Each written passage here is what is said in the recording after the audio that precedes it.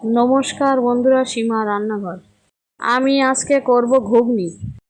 বুট নিলাম, আলু কেটে ধুয়ে নিলাম, বুটটা জলে ভিজিয়ে দিলাম, প্রেসার কুকারে বুটটা দিয়ে দিলাম। 3-4টে সিটি মেরে বুটটা সিদ্ধ হয়েছে কিনা দেখে নিলাম। কিছুক্ষণ পরে সিদ্ধ করা বুটটা নামিয়ে নিলাম। কড়া বসালাম, সর্ষের তেল দিলাম, 5 ফোড়ন দিলাম, টমেটো দিলাম, শুকনো লঙ্কা, জিরে, আদা বাটা দিলাম, হলুদ দিলাম, লবণ দিলাম, মশলাটা কষে নিলাম। আগে থেকে কেটে রাখা আলু দিলাম, নাড়াচাড়া করে নিলাম। থেকে সিদ্ধ করে রাখা বুটটা দিয়ে দিলাম, কিছুক্ষণ নাড়াচাড়া করে নিলাম। জল দিলাম, কিছুক্ষণ ফুটিয়ে নিলাম।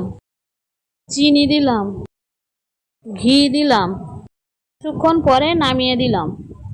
ঘুগনিটা ভালো লাগলে লাইক, সাবস্ক্রাইব, কমেন্ট, শেয়ার করুন। ফ্যান্টাস্টিক।